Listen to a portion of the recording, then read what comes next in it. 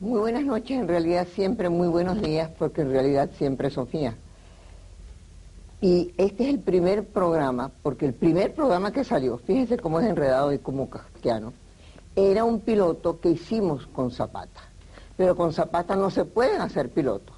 Salió tan bueno que decidimos sacarlo al aire, ustedes lo vieron. El nombre de Zapata, que lo puso él, Zapata Sofía, aquí ustedes ven, costó mucho trabajo. Las cosas fáciles cuestan mucho trabajo. Esa facilidad de Zapata viene de su inteligencia, de su capacidad. Y también tengo que agradecerles a ustedes de estar aquí en una cosa que me gusta mucho, que es un prime time, y que el primer programa, dice que man de verdad, es con Asdrúbal Aguiar. Entonces ustedes me dirán, ¿político? No, yo no entrevisto políticos. ¿Por qué? Porque dicen las mismas mentiras siempre, entonces me fastidian muchísimo, y a ustedes también. Así que Asdrúbal Aguiar viene como Asdrúbal Aguiar. Y vino, aunque ustedes no lo crean, un poquito tarde, porque es que él viene de, ¿cómo se llama?, para llamar más la atención, menos de lo que ustedes creen, viene parrillero de alguno de esos que son bien armados y bien de eso, pero él se la echa que no está protegido. Y por supuesto, ¿quién es mi director? Daniel Farías. ¿Quién hace todo lo que están aquí? Mis compañeros, Julio Belmejía. Está un muchacho joven nuevo, que no le sé el nombre, que sé que se llama Gerson. Yo le digo, Gerson, y él aparece. La música es la misma de siempre, pero no es la misma de siempre, porque la pusieron mejor, que fue Juan... ¿Cómo se llama el muchacho que puso la música? No importa, Juan Marcos, yo no sé qué. Blanco. Y por supuesto este broche que me acompaña es de Zapata, porque el siguiente país se llama Zapata. Asdrúbal, ¿cómo está, Sofía? ¿Cómo hiciste para llegar a la hora el hombre que tiene el mayor poder político en este momento? Aquí la cola de todo el mundo. Y no hay dinero, hay que ir a casa de Asdrúbal. Hay que hacer una cosa, hay que ir a casa de Asdrúbal. Hay que hacer la cola, hay que ir a casa de Asdrúbal. Y a la vez, llegas tarde a todas partes o no llegas. ¿Cómo hiciste para llegar a la hora? Más o menos. Más o menos, me quedé a mitad de camino porque inclusive en el tránsito hacia este canal metropolitano de televisión, no sabía que tenían nuevas instalaciones, nuevas edificaciones. Todo es nuevo, Sofía es nueva. Llegué a la zona de Los Ruices, en donde recordaba yo que estaba ubicado el canal, y me encontré un edificio desvencijado, vacío. Bueno, y he tenido que dar la vuelta. Y ahora un canal extraordinariamente bien instalado. Y bueno, y agradecidísimo de que te hayas recordado de mí para este primer programa. ¿Tú crees que un hombre que aparece todos los días en periódicos... Yo estuve una vez en un programa, por supuesto, también dirigido por Daniel Farías, cuando el Canal 5 sí era un canal, y cuando era un canal cultural, que se llamaba CON, y era la persona o el evento que tenía mayor centimetraje durante la semana. Y yo creo que, vamos a decir, el hombre, porque tú eres polifacético, que tiene mayor centimetraje en los periódicos, y creo, hasta donde yo sé, no pagado, no palangre, como decimos, eres tú. ¿Eso no molesta demasiado a los otros políticos, inclusive al presidente de la República? No, porque en definitiva yo no estoy en la competencia, yo no estoy en la carrera. Normalmente cuando... Ah, no, tú estás de santo ahí. No, no, de santo no. Estoy en una responsabilidad muy delicada, es una responsabilidad en donde se cree que se tiene muchísimo poder, lo que se tiene es quizás una carga, la mayor carga, una de las mayores cargas. Ay, chico, pero tan pesada, ¿por qué la aceptaste? No, Ay, pero si es tan pesada. Sí. Si a mí me ponen un peso, no, es una carga, Sofía, es una carga muy pesada, muy dura, no tan dura como la gobernación de Caracas, sí lo debo reconocer. O sea, el tiempo que pasé en la gobernación de Caracas... Por eso es que quieres tanto al gobernador, que fue duro, cuando usted se vea... Fue duro realmente la estadía en la gobernación. No porque la experiencia no haya sido una maravilla, para mí desde el punto de vista humano, desde el punto de vista personal, esa estadía en Caracas fue una maravilla. Me permitió descubrir cosas que para mí eran totalmente desconocidas. El contacto diario con la gente, el reconocer al país y a la gente. Pero aquí también, porque la cola que hacen a ti para verte es inmensa. Sí, pero es un cargo totalmente distinto. O sea, el gobernador, yo lo podría describir de la siguiente manera, es como el soldado que está en la primera línea de fuego disparando, le caen encima los cadáveres y se empapa de la sangre de esos cadáveres. El ministro de la Secretaría está en la plana mayor y le llevan los partes de los muertos que tienen lugar en la primera línea de fuego. La angustia y la sensación es de distinto nivel, es totalmente diversa. Aquí mi labor es una labor, yo te diría, no de poder. O sea, yo diría, si uno entiende el poder como la acumulación plena de la capacidad de decisiones, yo te diría, no todas las decisiones están en Miraflores. ¿Por qué? Porque muchas cosas que hay que avanzar, que hay que adelantar, hay que compartirlas hoy en día, y así funciona la democracia, con muchísimos órganos de decisión. Hay que inclusive coordinar y armonizar a distintos factores de poder. Entonces, en esa labor de mediación, de armonización y de coordinación, la verdad es que me siento muy agradado, me siento a gusto. Creo que es una tarea distinta a la de la gobernación, de distinto alcance. Pero te gustaba la gobernación. La gobernación me mantenía en contacto directo con la realidad, con la realidad. No es que la realidad no esté allí en Miraflores, lo que pasa que hay una percepción distinta, porque la labor del secretario de la presidencia es esa, la de ser secretario del presidente por una parte, la de facilitarle su comunicación con los miembros del alto gobierno, con el gabinete. Entonces tú compites a la vez con el gobernador y con el jefe de la OCI, ¿no? Así, no, es que son roles distintos, Sofía. O sea, no, bueno, los completas de cierta manera, sí. Y al completarlo, la gente compara y dice, fulano, en la vida, tú que eres filósofo además y que realmente sé que lees, por eso es una de las razones que estás aquí, nada deja de ser valor, tiene de ser valor, si no se compara. Fundamental, es mejor, es peor, tiene sus días buenos, tiene sus días malos, ¿no es así? Pero es así. Ahora, yo cumplo, y esto te lo digo con absoluto desprendimiento y hasta con desparpajo, yo cumplo estas tareas porque las siento como un accidente en mi vida profesional y universitaria, y las asumí en un momento excepcional. Me hubiera gustado de repente haber sido gobernador o ministro en los años 80, en los años 70.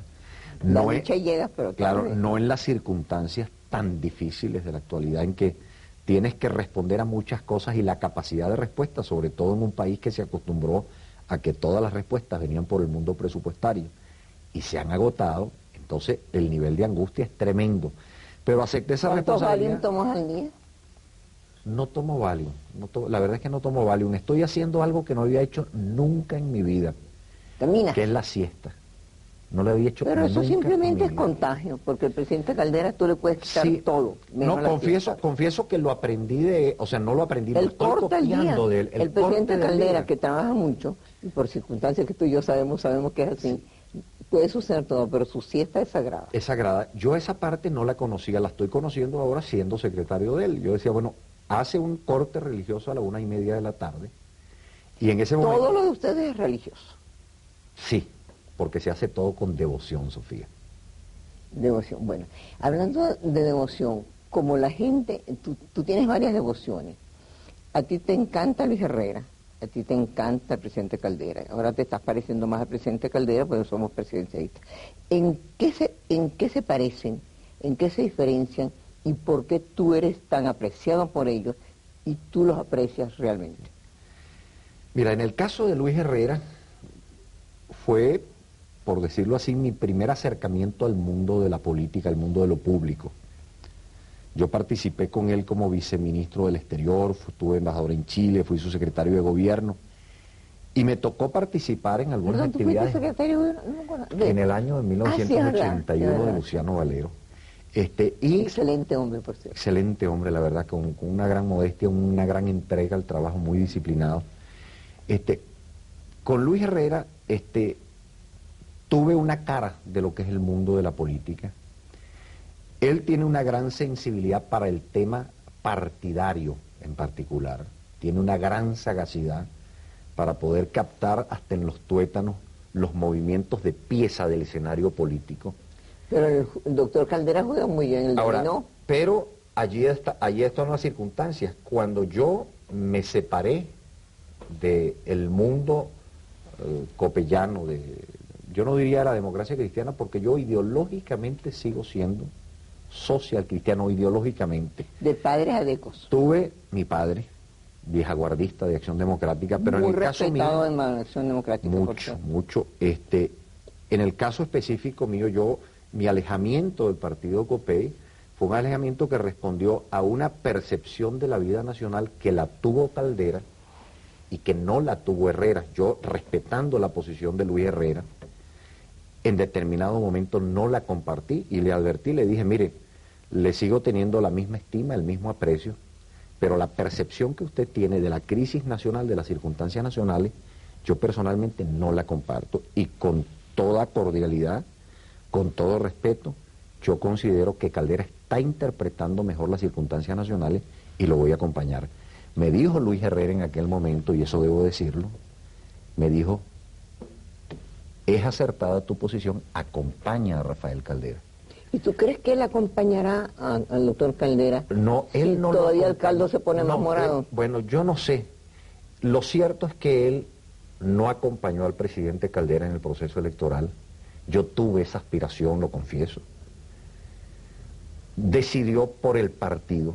Yo entiendo, quizás lo comprendo, a lo mejor yo no tengo el grado de apego al mundo de los partidos que tiene Luis Herrera, pero también pienso, Caldera, que fue fundador del partido, le causó tanto dolor su alejamiento o separación de Copey, que el que le podría haber causado a Luis Herrera en ese momento, pero Luis Herrera en su balanza, repito, respeto su decisión, él decidió por su partido por encima del país. Y allí realmente hubo una ruptura en la percepción venezolana. Yo por eso, repito, mira, gran estima, gran respeto, la percepción nacional, o sea, no la compartí con él, y no hago de eso motivo de, inclusive de conflicto ni de diferencia, porque una de las cosas que yo sí he dicho, y se lo he dicho inclusive a mis personas más cercanas, es que yo nunca tendré una palabra de denuesto frente a Luis Herrera, aun cuando haya tenido con él diferencias sobre la apreciación política. Una cosa es la cosa verbal y otra cosa es la cosa se siente. Pero ¿quiénes son tus más cercanos? Mira, yo te diría cercana a mi mujer, en primer término, mis hijos. No tengo entorno, los he mantenido lo más lejano posible. Me acompañan algunos profesionales, está por ejemplo el doctor César García Cedeño, que fue mi consultor jurídico en la gobernación y que es el consultor jurídico de la presidencia en este momento, porque durante el tiempo en que me tocó ejercer la profesión, descubrí en ese hombre que paradójicamente no es académico, sino que es abogado y fue abogado litigante. Pero eso lo salva, eso lo salva. Abogado y abogado litigante, resulta que yo descubrí en él la buidez jurídica de la que normalmente carecen quienes transitan por la academia. Mira, yo transité por ese mundo de la academia y la verdad es que no tengo ese grado de agudeza para llegar a los puntos más neurálgicos en el campo del jurídico como lo ha tenido César. Bueno, fíjate una cosa, como al que yo le hago caso, que es a Peluche, no, a ti no te hago caso, que es a Peluche, que es nuestro coordinador y tú le tienes que hacer caso. Me dijo, 2 minutos. Todo el mundo, cuando tu nombramiento, nadie tuvo más cosas del nombramiento. Yo creo que desde jefe civil de Guatire hasta... Pero nadie tuvo una unanimidad muy curiosa. A ti te esperaban con los brazos abiertos tus excompañeros del Ministerio de Relaciones Exteriores. Entonces cuando decían que eran interiores, que era todo, entonces me llamaban, tú no sabes si va para exteriores otra vez. Entonces tú eres muy voluble, porque fíjate, exteriores, es interiores, es secretario del gobierno, es derechos humanos, de todo eso vamos a hablar. Pero ahora yo quiero hablar de los derechos humanos, que es lo que lógicamente tenemos que hablar con Asdrúbal Aguiar, porque casi es imposible no hablar de política, porque ese hombre que yo trato de entenderlo y de seguir, lo que es Bertrand Russell decía, no es posible no ocuparse de la política, porque si usted no se ocupa de la política se ocupa de usted. Aquí usted dice, no, yo no me ocupo de la política, pero viene una dictadura, y hay que ver lo que es la censura, y hay que ver lo que es la cárcel. Todo lo que tenemos de malo nos parecerá un paraíso al lado de lo que es. De manera que yo creo que sí hay que ocuparse, que hay que preocuparse, y que ser político debe ser un oficio que es respetado, que es estudiado, y que no debe ser simplemente una ocasión, un momento de lo que llaman los franceses, que es profite de aprovechamiento, sino de hacer lo que decía Kennedy. No me pregunten qué puede hacer los Estados Unidos por mí, sino qué puedo hacer yo por los Estados Unidos.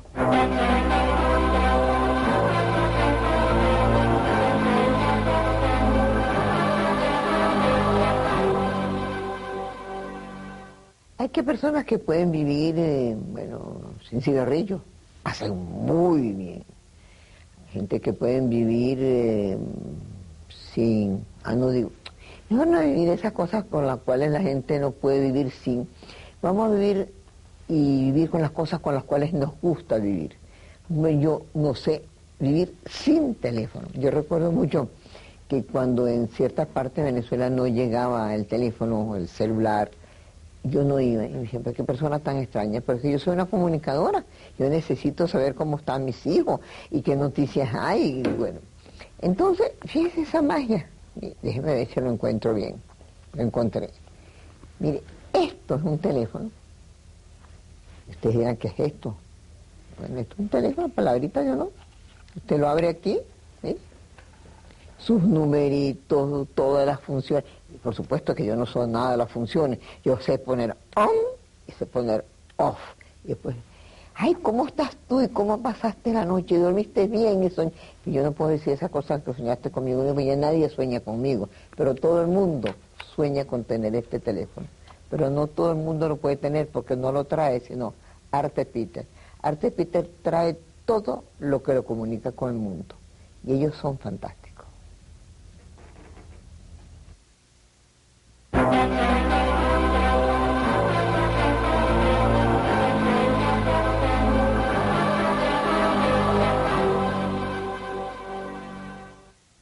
Y enseguida vamos con Asdrúbal Aguiar, hombre múltiple y que no es entrevistado como político, siendo muy político. Te decía que te esperaban con mucho cariño en exteriores, pero a ti definitivamente yo sé que te gusta exteriores. Una vez que tú estabas en la gobernación, tendrías tú como 7, 8 días o un poco más, me corrige, en la gobernación. Estaba oscura la gobernación, no había todavía mucha gente, pero había algo en la Casa Amarilla. Y tú estabas con un grupo de compañeros, ya eras gobernador, y de repente dijiste, una de esas palabras que todavía no es muy buena, pero que termina en algo que se parece cebolla o ajo porro, cosas de esas. Yo soy jefe de 8.500 policías. A 3 metros de aquí está el Ministerio de Relaciones Exteriores. Yo sería el primer ministro de Relaciones Exteriores que llegaría por golpe de Estado. ¿Verdad o no es verdad? No me digas que no. Fue una expresión de debilidad frente a un mundo que para mí Pero es cierto o no que soy buena reportera. Así es. Frente a un mundo que para mí ha sido muy especial, muy particular. Pero ahora descubro las bondades de la Secretaría, Sofía, y recuerdo a un hombre que influyó mucho en mi formación. ¿Pero es cierto o es cierto? Sí, es cierto. Un hombre que influyó mucho en mi formación internacionalista, de los mejores que ha tenido el país, que es Gonzalo García Bustillo. Gonzalo, por cierto, a Gonzalo le debo... Que no le han reconocido todavía. No le han reconocido todo lo que merece. A Gonzalo le debo, fíjate, mi acercamiento en una oportunidad a Luis Herrera y mi admiración por Rafael Caldera. A través de él fue que virtualmente los conocí, los capté. Y Gonzalo tuvo la oportunidad de ser canciller de la República y nunca lo fue. Y tengo la convicción y casi la certeza de que en determinados momentos le ofrecieron eso, pero nunca quiso dejar o abandonar la Secretaría de la Presidencia. ¿Por qué? Porque es que ciertamente en la Secretaría de la Presidencia tú tienes la visión integral y global del Estado. La Cancillería es un trabajo de Estado, no es un trabajo administrativo. Tienes la visión global e integral del Estado.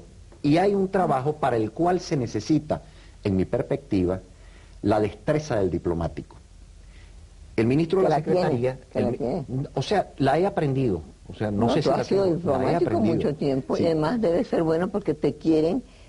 Los que me lo decían no eran los que aspiraban inclusive cargos, porque ya tenían cargos, sino que querían que la Cancillería tuviera, o que la política exterior tuviera una coherencia, una unidad que al parecer Aguiar le podía dar, que la gente se sentía contenta.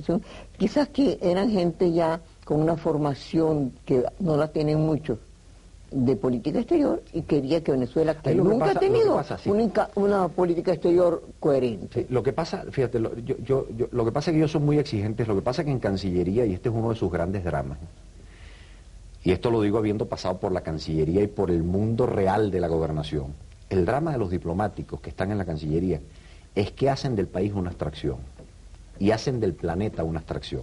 ¿Es verdad? Y ese es el drama. Yo inclusive le decía al canciller Burelli, cuando los diplomáticos vienen a Venezuela y tienen que pasar su estadía aquí de 2, 3 años, tendríamos que obligarlos a que hiciesen un año de servicio en una alcaldía o en una gobernación, para que al regresar al exterior sepan en dónde tocar las cosas que le pueden interesar a Venezuela directamente. El drama de la Cancillería es que hay abstracciones. Es mejor es que no lo digas porque no te vuelven a pedir como hay canciller. Ejercicios académicos, pero la verdad es que el país se conoce. No es ni siquiera en Miraflores o en los ministerios, se conocen las gobernaciones y en las alcaldías. Allí es donde está realmente el país. Pero te decía la relación con la Secretaría y la Cancillería. El secretario de la presidencia tiene que tener... De la preferencia, eso es muy bueno. Tiene que tener una labor discreta, bajo perfil, porque es el secretario, pero a la vez tiene que tener la habilidad suficiente para poder transmitir con facilidad y fluidez las instrucciones del presidente a los ministros, haciéndoles saber a los ministros que esa decisión es importante, pero a la vez respetando a los ministros, porque los ministros son jefes de sus áreas. Y el secretario de la presidencia no es un primus inter pares. Para eso se requiere tacto, y ese es justamente el tacto que aprenden los diplomáticos cuando en sus relaciones con el mundo exterior tienen que ser persuasivos, delicados, prudentes, pero a la vez contundentes cuando tienen que transmitir algo. Ay, quisiera ser creyente para creerte toda esa verdad, pero sí, no, la creo. Pero eso es así, eso es así. Mira, sí. Hay algo que sí, hay una persona ahora, que en estos momentos en términos egoístas te digo también lo siguiente, para mí, y no me lo tomes como una jaquetonería, ¿por qué no? Es un privilegio. Tú no tienes derecho a ser. Bueno, sí, también. ¿Por qué no? Yo para mí me siento, yo realmente, en el momento en que el presidente Caldera me nombró secretario de la presidencia, te repito, me sentí más honrado que si me hubiese nombrado canciller o ministro del Interior. Porque para un ser humano, a mi edad, pero tú con mi paso por la academia... viene como de 3 meses, que es muy angustioso. Sí. Para alguien que inclusive más o menos bien puede hacer cualquiera de las cosas. Es decir, cuando eres político, pero, pues si yo hay una no parte necesito egoísta. cargo. No. Yo entregué todo, Sofía, en la gobernación. Me entregué de todo corazón. Tengo una vocación universitaria que no la puedo esconder y para mí cada experiencia... a la mitad de las clases, porque a la otra mitad me faltaba. Porque sí. Cuando hago una entrevista, tú sabes que pedí permiso un año a la universidad. Y faltaba, pedí permiso un año a la universidad. Faltaba Tú sabes bastante. que son las únicas cosas a las cuales yo no falto, Sofía. ¿Tú sabes por qué? Pues tú puedes embarcar a una persona, no puedes embarcar a un auditorio. Bueno, tú ya embarcaste a 3 personas que te estaban esperando bien, a 4 que te estaban esperando. Y decían, viene el hombre más importante del gobierno y le vamos a hablar de una relación que él no quiere, y los embarcaste. Bueno, no importa. Y el otro día me embarcaste a mí también, bueno, pero como yo no sé... Pero te voy a decir una cosa que te va a interesar. Hay un hombre que sabe mucho de política, que ahora no es nombrable porque estuvo en un régimen que no sé qué tan horrible era, pero que es Rodolfo José Cárdenas, que es muy inteligente. Y él decía que el cargo más importante es aquel que está al lado del presidente. Sí. Es aquel que simplemente... Presidente, mande usted presidente, diga usted presidente, haga usted presidente. De manera que no hay nada que sea más importante, de todo punto de vista, y para todo, que el que esté al lado del Sofía, poder. Lo veo. El gran poder de Dios, pues. No es así. Sí es así. No es así. Así fue el poder en Venezuela y por eso se prostituyó. Ni se prostituyó. Así fue. Porque involucionó. Los secretarios increíbles. Yo los defiendo. Claro, no, yo sé, no, Ramón Velázquez fue secretario, claro, Artur Uslar fue secretario. Pero la estructura de poder, es que yo no me refiero a lo siguiente. Cuando se concentraba en Miraflores el poder absoluto y se ejercía en plenitud, con carácter absoluto, esas cosas contribuyeron al relajamiento de los tentáculos democráticos. Y por eso es que tenemos una situación de debilitamiento en esos esquemas que tenemos la obligación de refortalecer. Pero lo que te quería confesar era lo siguiente. Para mí la experiencia es no solo una experiencia de servicio, no solo es una experiencia frente a los miembros del gabinete, sino que, digámoslo en términos muy egoístas, para mí la experiencia de secretario de Caldera es una experiencia realmente extraordinaria, porque estar al lado de una persona que tiene 80 años de vida, 60 años de vida política, que tú puedas convivir con él mañana, tarde y noche, conocerlo... ¿Duerme siesta al lado de él? O sea, no, pero lo conoces mañana, tarde y noche en el ejercicio de su función presidencial. e ir aprendiendo paso a paso, poco a poco, el tacto, el tino, la forma del mensaje, cuándo avanza, cuándo retrocede, cuándo ubica la oportunidad, la percepción que tiene y cómo logra. Entonces, cuando tú seas presidente, No. Pues, tendrás 90, 80, 70, eso de la edad no importa, Sí. pero tendrás el género Caldera, ¿no? Sí. Tendrás el ir, el venir, No, la mano es la izquierda. la experiencia, Sofía, del estadista. ¿Cuál es la diferencia entre el estadista y el político? Y esto lo digo por desviación académica. Ah, eso sí. Por desviación académica. El político simplemente empuja sobre la base de los propósitos que se establece independientemente de hacia dónde vaya. Empuja simplemente. Trata de captar voluntades y sobre la base de las voluntades empuja. El estadista logra el ser estadista cuando, sumada a la circunstancia política, le pone el tempo, le pone las circunstancias, le pone la oportunidad. Y eso exige un conocimiento de la historia y de la realidad y de una sensibilidad para eso muy particular. Esas cosas no se aprenden de la noche a la mañana. Bueno, eso no se hace en un curso de posgrado de ciencias políticas, pero el hecho de estar tú al lado de un estadista, de un jefe de Estado, y tener tú la posibilidad de ver cómo conduce y maneja el gobierno, con sus aciertos de estadista, con sus debilidades como ser humano, porque las tiene, porque es un ser humano en la cabeza de la jefatura de Estado, y tú después recopilar esa experiencia e inclusive transmitirla.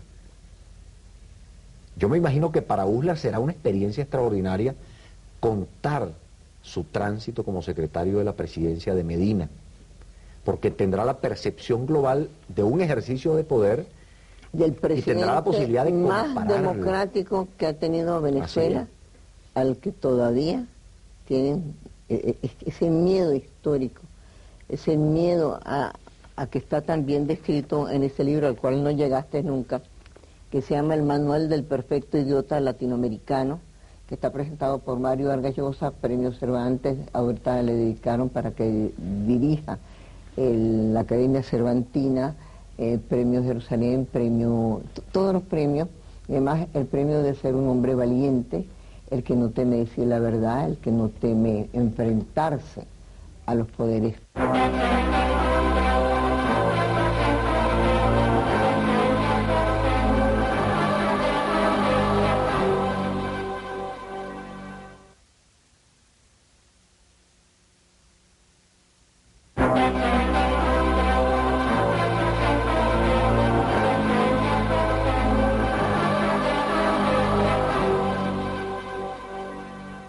¿Tenías miedo de estar con esos que llaman los idiotas latinoamericanos?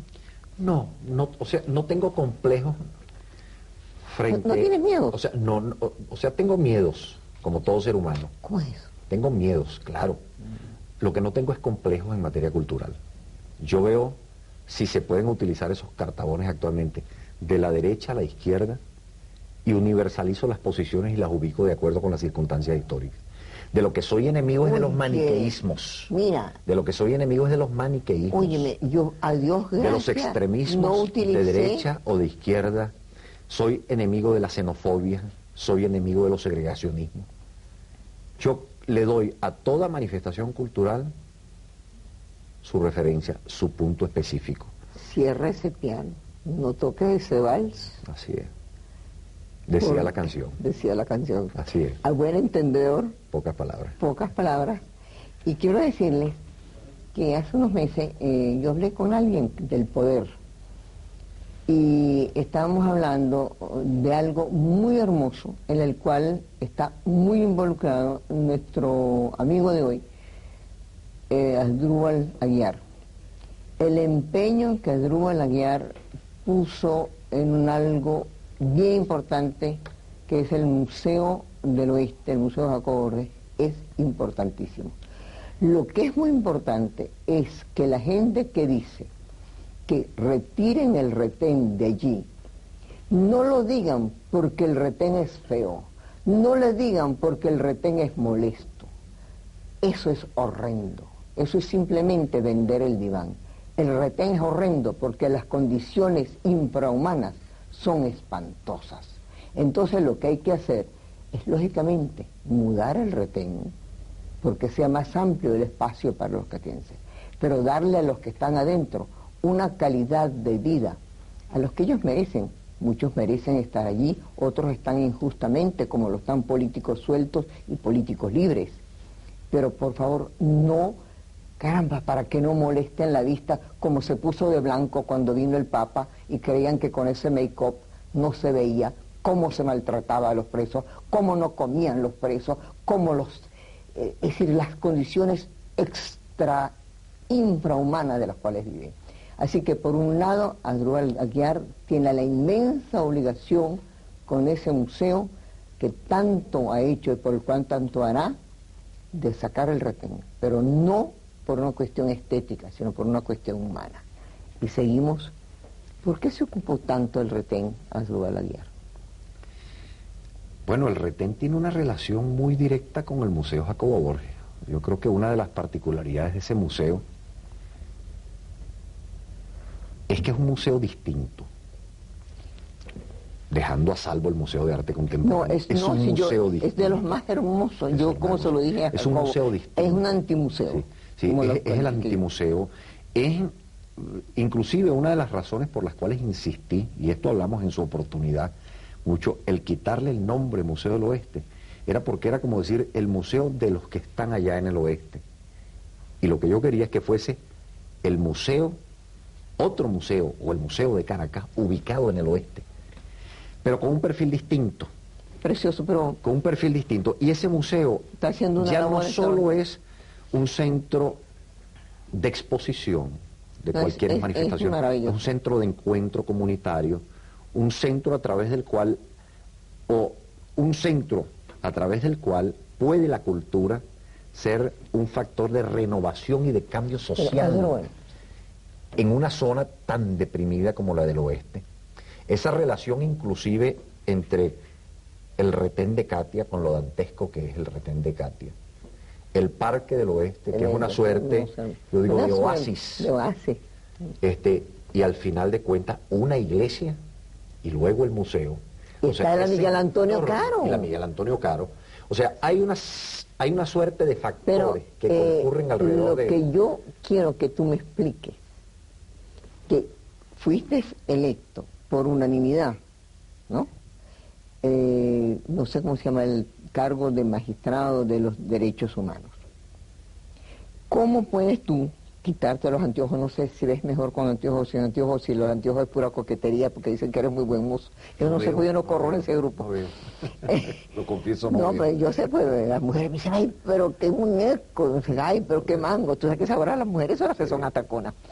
Entonces, cara a cara con esas cosas, cuando te hablan de Venezuela, donde todos los derechos humanos son pisoteados. El venezolano no tiene derecho a la alimentación, el venezolano no tiene derecho a la hospitalización, el venezolano no tiene derecho a caminar por la calle, porque lo que más lo ataca, yo le tengo muchísimo más miedo al policía que al ladrón. Porque tú sabes, porque tú eres sociólogo, que más casos hay de robos, de cosas, de policías y altos policías, que de ladrones. ¿Cómo pudiste tú mezclar en ti, que eres un intelectual, y hablar de los derechos humanos, y saber que estás representando un país donde los derechos humanos no se respetan? Mira, los derechos humanos son violados. No me des una clase sobre derechos humanos, yo tengo aquí varios. Los derechos humanos, Sofía, son violados en todos los países del mundo. Ay, el mal de muchos consuelo tonto. No, te lo digo por lo siguiente, porque yo rechazo y con vehemencia el estereotipo de que Venezuela es un país en el cual se violan sistemáticamente los derechos humanos. Hay violaciones. ¿Fuiste al mercado esta mañana? No, yo conozco mi país y lo conocí bien, lo conocí más como gobernador, o sea, llegué hasta el fondo de lo que es la realidad venezolana. En la Comisión Europea de Derechos Humanos hay más de 5.000 denuncias de violaciones de derechos humanos. ¿Eso te consuela? Que tienen lugar en Suiza, que tienen lugar en Alemania, que tienen lugar en Francia, que tienen lugar en España, que tienen lugar en Italia. En América Latina tenemos denuncias de violación. Pero tú tienes tú de ver. No. Tú de ver. Claro, no, pero ubiquemos las cosas en su justa dimensión. En América Latina tenemos violaciones de derechos humanos que cursan y que se tramitan también ante una comisión interamericana. Yo lo que he rechazado tremendamente es que la campaña de que Venezuela es el país de mayores violaciones de derechos humanos en América Latina, viene, No. perdón, pero es que viene desde los Estados Unidos, Sofía, con esta particularidad. Y se lo he dicho a mi gran amigo, Jeffrey Davidoff, el embajador americano. Uno de los mejores embajadores Uno de los mejores embajadores que hemos tenido. Y le decía a Jeffrey, ¿con qué autoridad moral ustedes, que no han suscrito ni ratificado la Convención Americana de Derechos Humanos, que no han suscrito el Pacto Internacional de Derechos Civiles y Políticos, que nosotros sí lo hicimos y nos sometimos a las reglas de juego, se transforman de la noche a la mañana ustedes en jueces de nuestra realidad? Nosotros no hablábamos en Venezuela Demagogia, de la violación. demagogia. Sofía, no. Nosotros no hablábamos en Venezuela de la violación de derechos humanos hasta el momento en que por X razones el país entra en una crisis institucional y en una severa crisis económica. Hasta ese día los venezolanos, ninguno se preguntó por el tema de los derechos Lo humanos. siento mucho, yo soy Ninguno, periodista. Mira, ninguno. voy a Ahora, hacer una hay confesión. una Tengo realidad. 53 años de periodismo. Y si tú ves mis primeros artículos, era ya contra la violación de los derechos humanos. Eso es una cosa absolutamente... Claro, porque tú has dado guerra y testimonio permanente sobre una materia para la cual has tenido una particular sensibilidad. Yo me he venido ocupando de los derechos humanos Yo sé, mucho antes de la crisis. Yo he leído tus escritos, Claro, por eso que te mucho estimo. antes de la crisis. Ahora, yo ciertamente me escandalizo frente a hechos, por ejemplo, como el sistema penitenciario venezolano. Pero cuando, por ejemplo, yo recibo las visitas de las organizaciones no gubernamentales, las organizaciones no gubernamentales lo único que hacen es decirte, mire, las cárceles de ustedes son las peores del mundo. ¿Y tal? Y yo digo, mire, no son las peores del mundo porque yo fui juez en esas materias y me tocó muchos casos en materia penitenciaria. Tenemos una realidad que es cierta, que los presupuestos del Estado, en un Estado que le daba todo a las penitenciarías, se agotaron y no hay con qué darle de comer a los presos. O con que pasa una situación que es absolutamente cierta, que la lentitud de nuestro sistema judicial es de tal magnitud que la mayoría de las personas que están en las cárceles son personas procesadas y no condenadas. El venezolano ya no cree en la justicia. Claro. Pero hay una cosa. Si tú resolvieses ese problema, pero no así tendrías todo, hacinamiento tú carcelario. que tienes un conocimiento, y te lo digo porque no te voy a pedir presupuesto, no soy de las que caigo en tu santo reino. Mira, en los países anglosajones, con todo y todo, está todo permitido menos lo que está prohibido. En Venezuela todo está prohibido menos lo que está permitido. Eso es una herencia española. Resulta que tú, blanquito, bien elegante, sobre todo cuando no te diste de pavo y te vas para el 23 de enero para que te tomen por uno de ellos, ya que te van a tomar por uno de ellos. Entonces... Sofía, perdona la interrupción, yo voy al 23 de enero, tú me dices blanquito, y me reciben con afecto, no me discriminan. Si tú tienes el pelo negro en la Alemania de hoy en día, sí, es horrible. te discriminan. En la Alemania sí, es un país discriminatorio por genes. Genéticamente. Entonces eso es lo que digo, tenemos que corregir las muchas violaciones de derechos humanos que tienen lugar en Venezuela, pero no somos un país de violaciones sistemáticas de derechos humanos. Pero sucede tanto que fíjate lo que estamos hablando.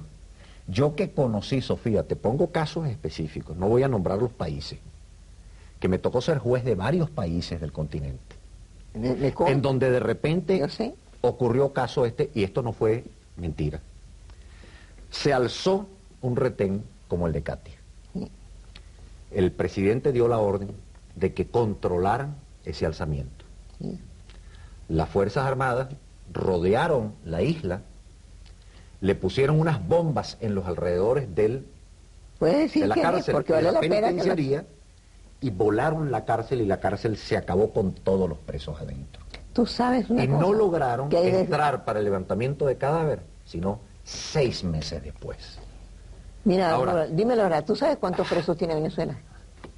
Mira, dime la verdad. No, el número son aproximadamente 8.000, 9.000 presos. Ahora, ¿qué problema tenemos nosotros en este momento, Sofía? Y esto es una verdad, que se nos acabaron los reales. Si tuviéramos con qué construir nuevas cárceles... ¿Se nos acabaron o no los robaron? Yo no sé, los robaron, se agotaron. Establecimos los venezolanos un sistema de vida totalmente desfasado para nuestra realidad. Y estamos pagando las consecuencias de eso. Necesitaríamos construir nuevas penitenciarías que no se construyen en 24 horas Y Pero no solamente necesitaríamos, para los negritos, claro, no. y necesitaríamos adicionalmente que el sistema judicial sentencie con mayor celeridad para que pueda realmente drenar ese centro de hacinamiento de procesados. Horrendo. Claro, la pregunta es la siguiente, bueno, pero ¿y si los condenan a todos? El drama está en Nueva York, Sofía, Sí, que no centro donde se debate acerca de las violaciones de derechos humanos en América Latina y en Venezuela, Sí. tuvieron que tomar una decisión reciente para que los jueces pudieran decidir Sí. en una sola cuartilla las sentencias penales porque tenían más de 100.000 expedientes atrasados. Sí, claro. Entonces, que sí. yo, Entre otras cosas, hay una gran inmigración perdona latina. que yo me indigno con la materia porque yo conozco nuestras violaciones. Un periodista Sé de que hace nuestras indignar a un violaciones. señor tan Claro, importante como tú, claro. me siento muy bien. No, pero me fíjate siento lo muy siguiente, por lo contenta. siguiente, porque yo conozco nuestras violaciones y las tenemos que corregirlas.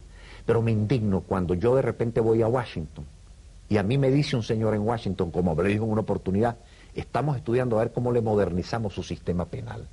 A Yo ustedes los creo que sí, venezolanos. mira, Entonces, oye, una cosa, tú sabes que desde muy lejana adolescencia yo he trabajado con muchachos difíciles, con muchachos de los barrios, y yo sí soy, como decía el otro día Edgar Morán, yo no soy uno de aquellos, yo soy de verdad de la gente, ellos me sienten así. Y es cierto que en Estados Unidos y en todas partes se violan, pero lo importante es que no nos caigamos a embuste. Ah, claro. Y yo lo que claro, creo, claro. que en un momento dado, cambiarle a los policías y ponerles esas cosas de cowboy, o poner los muñecos, eso no cambia nada. El otro día el pobre policía vestido de cowboy, Sí, sí. chico, se hacía así, no podía con el calor. Y entonces lo cogió con un pobre negrito, porque no lo coge con blanquito, lo coge con negrito. Claro, pero ¿no? fíjate, pero ahí estás tocando un tema que es realmente importante, Ajá. que es realmente importante. Nosotros tenemos una policía en Caracas, que es la Policía Metropolitana, que tiene más de 100 años. Es una policía que ha tenido problemas de corrupción interna desde Mucho. generación. Pero son funcionarios policiales que han vivido con sueldos miserables. Eso es una cosa muy buena que hiciste. Miserables. Una de las tantas. Hasta el día de hoy. Entonces yo digo, un señor que va a su academia, se le genera una expectativa de bienestar. Le dicen al día siguiente, su neto quincenal son 1.500 bolívares, no 15.000 bolívares. Y le dan un arma y sale a la calle. Y eso sí, mientras nosotros estamos durmiendo, él está corriendo el riesgo de perder la vida frente a los malandros. No, él está durmiendo también. Claro, no, unos sí, unos sí, está no, atacando. unos sí, otros no. Ese señor, que Mira, era lo que había que hacer, ¿será ahí que es soy donde el nocturna? Estado... Yo veo mucho. No, Sofía, ahí es donde el Estado les falló. ¿Qué hicieron los otros señores que son dirigentes de la ciudad? Cada uno creó su pequeña policía para hacer una mise en scène, generar un flash de efectividad. Qué horror.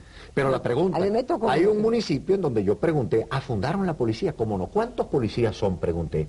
Y me decía, son 180. Le dije, son 180, 24 horas por 48 horas de servicio. 180 entre 3, ¿cuánto da? 60. 60 policías para cuidar todo el municipio cuando faltan 15.000 policías en la ciudad de Caracas. Señor, entonces, es lo que te digo, tenemos que ir corrigiendo esa cosa, pero hay una gran ventaja en Venezuela, Sofía. Hay una ventaja extraordinaria, que en Venezuela nosotros estamos en este momento discutiendo públicamente esas cosas. Eso se puede hacer en Venezuela todavía. Bueno, quiero decirles que si he hecho el primer programa con Asdrúbal, por algo será, ¿no? ¿Verdad? Cuando uno escoge un invitado que uno cree que no, es porque, por egoísmo. Segundo, porque es lector. Yo sé que tocó inclusive piano y le gusta la música, porque va a los museos y porque le preocupa el país.